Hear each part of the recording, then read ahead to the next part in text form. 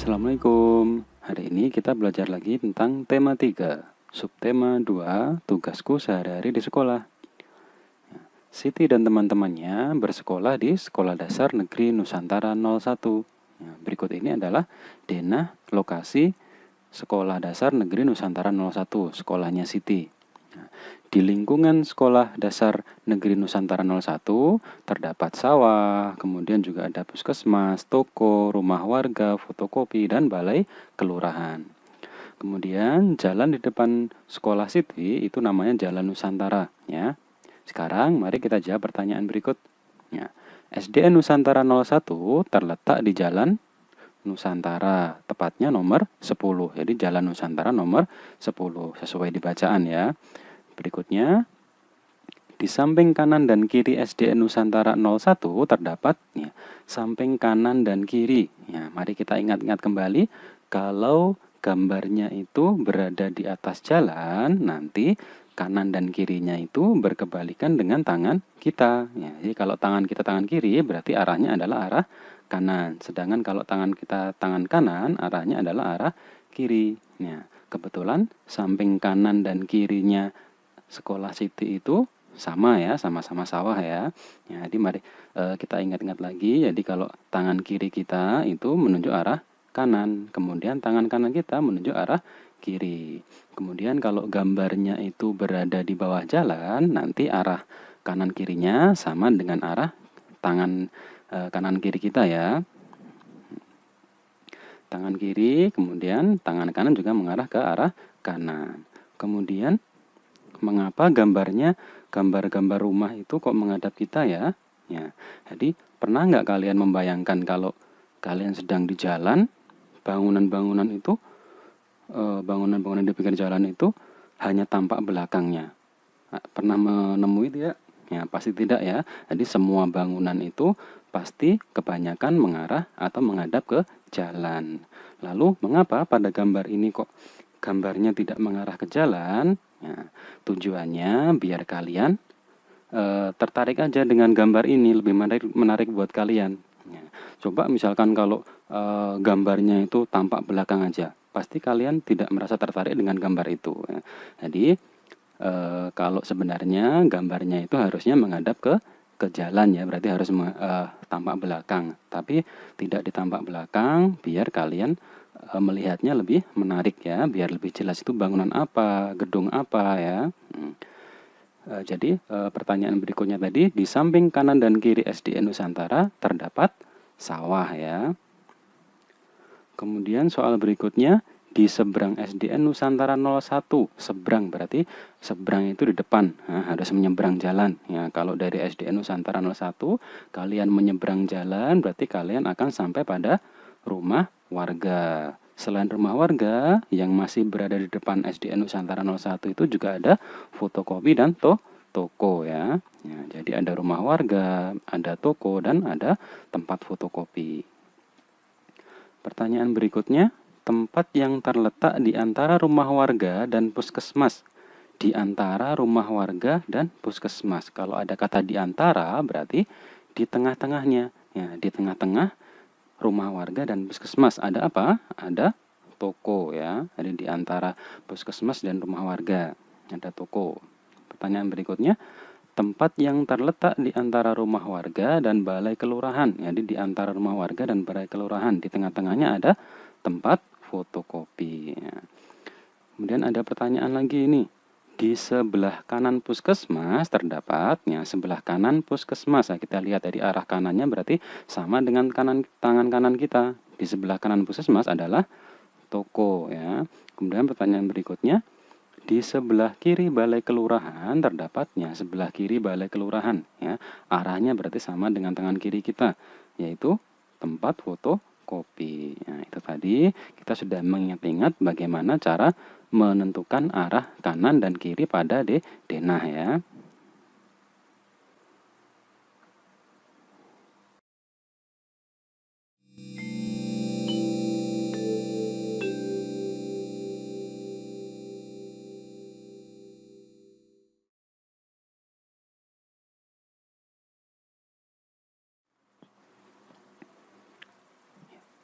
mari kita menghitung uang saku. Setiap hari, Siti, Dayu, dan Beni mendapat uang saku. Mereka mendapat uang saku berupa uang logam dengan pecahan yang berbeda. Oke, itu ada Siti, Dayu, dan Beni. Perhatikan. Oke. Jadi, uang saku Siti terdiri dari pecahan Rp500. Sebanyak berapa itu? Sebanyak 4 ya. Kemudian uang sakunya Dayu ada pecahan Rp500 sebanyak 2 ya. Kemudian ada Rp200 sebanyak 1, 2, 3, 4, 5. Ada 5 keping uang Rp200 ya. Kemudian uang sakunya Beni 2 keping Rp1.000 ya. Sekarang mari kita hitung. Ayo kita menghitung uang Siti, Dayu, dan Beni. Uang Siti tadi ada Rp500 sebanyak 4.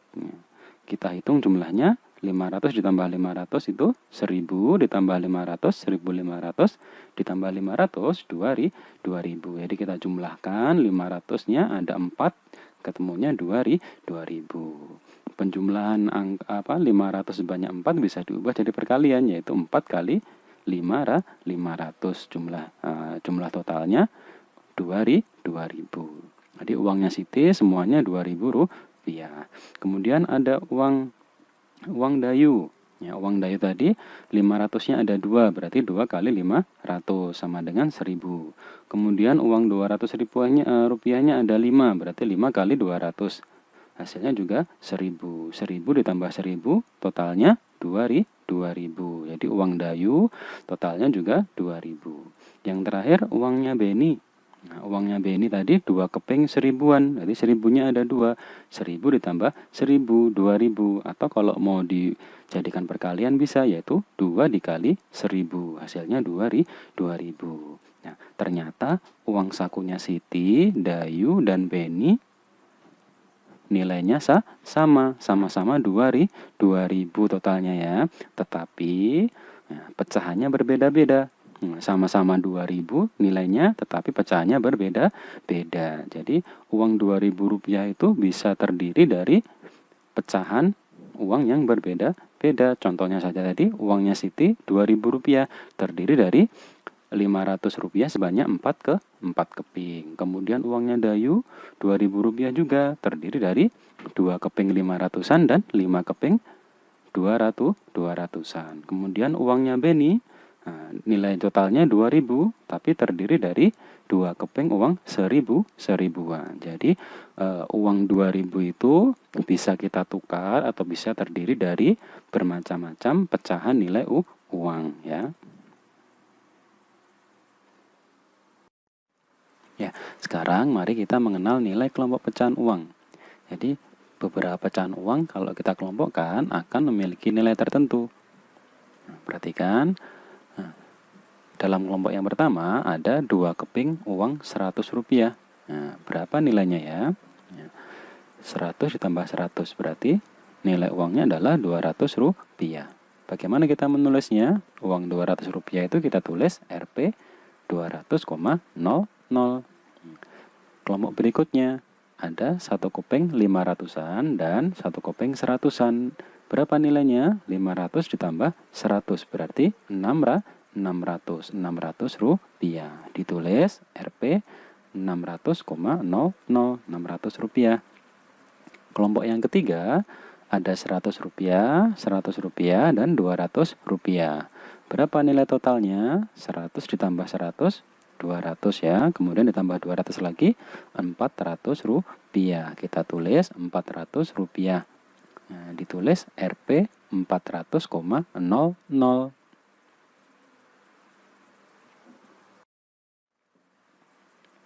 Sekarang mari kita mengenal lagi nilai kelompok pecahan uang. Kalau tadi sudah kita belajar pecahan uang logam, sekarang kita belajar pecahan uang kertas. Ya, perhatikan kelompok yang pertama ada 2 lembar uang 1000-an. Berarti nilainya berapa? 1000 ditambah 1000, Rp2.000.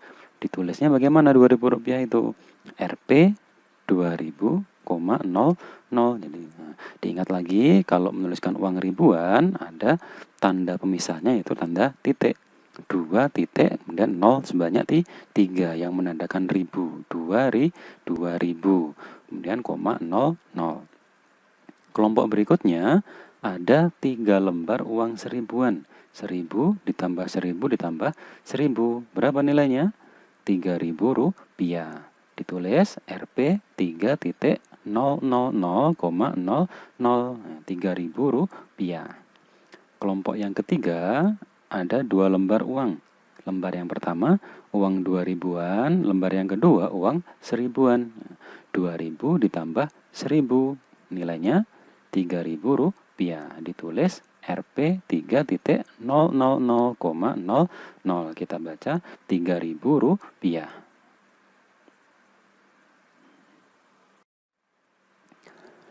Ayo berlatih.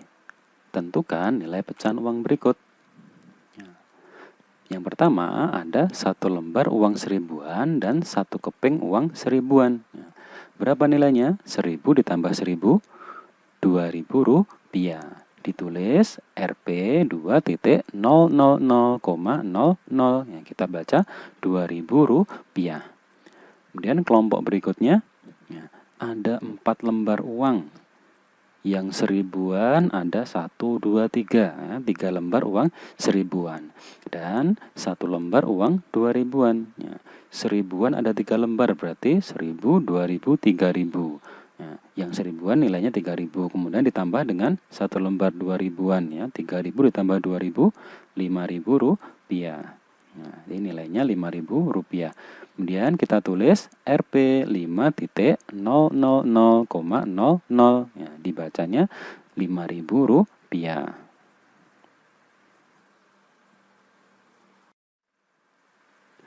Siti ingin menukar beberapa pecahan uangnya. Pecahan uang dapat ditukar dengan pecahan uang lain. Coba nomor 1. 2 lembar seribuan itu sama dengan berapa keping 500-an ya? Untuk kita mengetahuinya berapa keping 500-an, pertama kita harus tahu dulu nilai uangnya itu ada berapa. 2 lembar seribuan, berarti 1000-nya ada 2. 1000 ada 2 itu nilainya Rp2.000. Berarti kita harus menghitung uang 500 sampai ada Rp2.000. Bagaimana caranya? Ya kita hitung aja 500, kemudian kita tambahkan 500 lagi. Berapa? 1000. Kita tambah 500 lagi, 1500. Kita tambahkan 500 lagi, 1500 ditambah 500, 2000. Sudah ketemu 2000 ya, berarti Rp2.000 itu terdiri dari 1, 2, 3, 4. 4 keping 500-an. Sekarang kita tulis 4. Jadi soal nomor 1, 2 lembar seribuan sama dengan 4 keping 500-an. Kemudian soal nomor 2, 1 lembar seribuan sama dengan titik-titik keping 200-an. Jadi uang seribuannya mau ditukar dengan uang 200-an. Dapat berapa keping ya?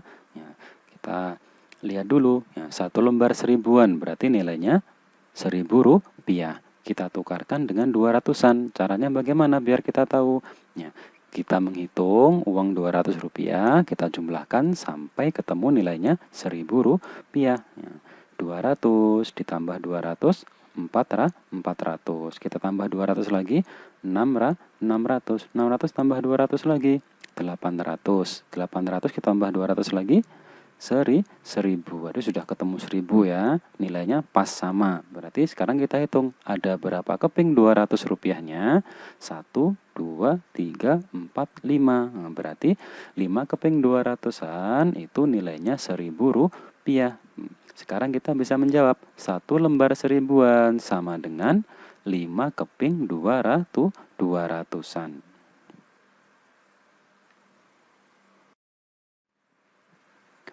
Tukarlah uang berikut dengan berbagai pecahan yang nilainya sama. Uang berapa berikut ini? Uang Rp5.000. Kalau kalian punya uang Rp5.000, kemudian kalian ingin menukarnya menjadi menjadi pecahan uang yang lain, bagaimana caranya? Kita bisa menghitung beberapa pecahan nilai uang hingga jumlahnya atau nilai totalnya Rp5.000. Ya, ada beberapa kemungkinan, ya kita bisa menukarnya dalam bentuk yang bermacam-macam. Ya, yang pertama, misalnya kita menukarnya dengan uang seribuan. Ya, Rp5.000 itu terdiri dari berapa seribuan ya? Ya kita hitung aja uang seribuan, kita jumlahkan sampai ketemu 5.000. Nah, 1.000 ya, 1. 2 berarti 2.000. 3, 3.000. 4, 4.000. 5, nilainya 5.000. Sudah pas ya, berarti Rp5.000 itu kalau ditukar dengan uang seribuan, kita mendapatkan 5 lembar uang seribuan. Ya. Jadi Rp5.000 kita tukar dengan uang seribuan, kita mendapat 5 lembar seribuan. Kalau mau ditukar dengan pecahan lain bisa tidak? Bisa. Ya, ayo kita belajar lagi. Nah, misalkan kita tukar dengan uang ya seribuan lagi. Nah, apa? 1.000, 2.000, 3.000. Yang satunya kita pakai uang 2.000. Nah, nanti nilainya juga 5.000. Nah, jadi uang 5.000 bisa ditukar dengan 3 lembar seribuan dan 1 lembar 2.000-an ya. 3 lembar seribuan dan 1 lembar 2.000-an. Ya. Bisa lagi kita tukar kalau kita mau menginginkan pecahan yang lain. Ya, misalnya 2.000-nya yang lebih banyak bisa ya. Jadi 2.000 ditambah 2.000, 4.000. Ya, 4.000 kita tambah 1.000 jadi 5.000. Jadi pecahan 5.000-an bisa kita tukar dengan 2 lembar 2.000-an dan 1 lembar seribuan. Ya, jadi kita bisa mencoba beberapa macam pecahan uang ya. Yang penting kalau kita hitung totalnya nanti adalah Rp5.000. Kalau mau ditukar dengan uang koin bisa tidak? Ya bisa. Nanti misalkan uang koinnya uang koin seribuan ya. Ya, uang logam seribuan ya, berarti 1.000 tambah 1.000 tambah 1.000 tambah 1.000 ya sampai 5 kali berarti nanti ya. Nah, nanti 5 keping 1.000 seribuan. Kalau mau ditukar dengan Rp200 juga bisa. Ya tinggal kita hitung aja Rp200 di total sampai nanti ketemu Rp5.000. Kalau sudah ketemu Rp5.000, kita hitung ada berapa keping Rp200-nya ya. Jadi seperti itu. Jadi tinggal kita jumlahkan saja pecahan uang berapa aja boleh. Yang penting nanti nilai totalnya adalah Rp5.000.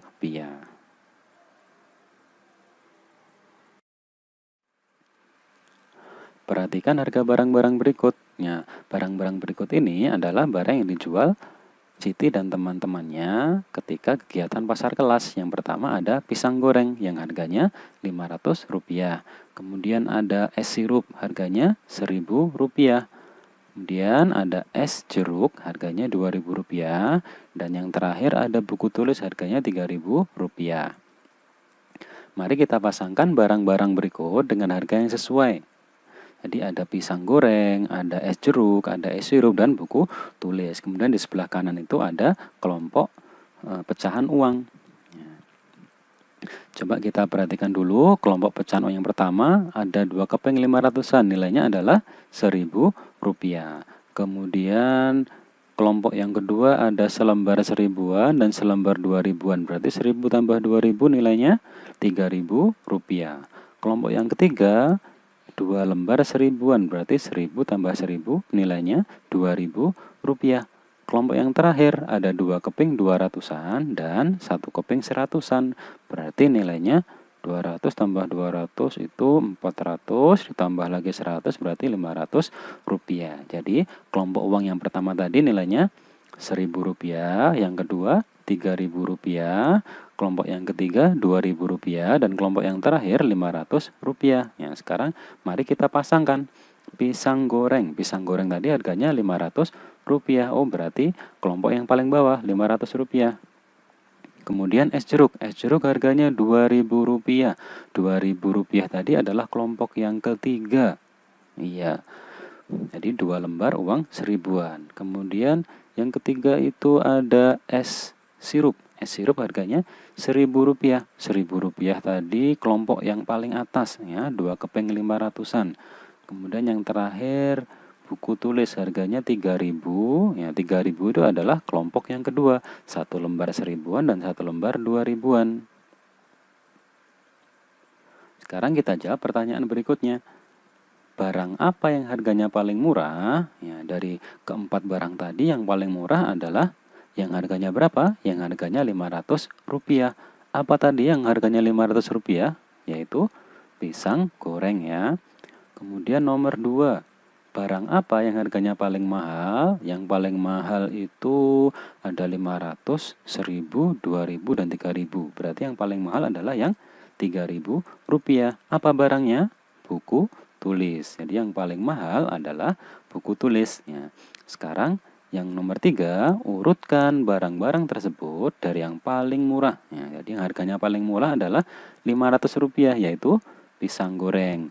Kemudian setelah 500 berarti Rp1.000, ada es sirup. Kemudian yang ketiga Rp2.000, yaitu es jeruk. Kemudian yang terakhir yang harganya Rp3.000, yaitu buku tulisnya. Itu tadi kita mengurutkan barang-barang sesuai dengan harganya dari yang paling murah ya.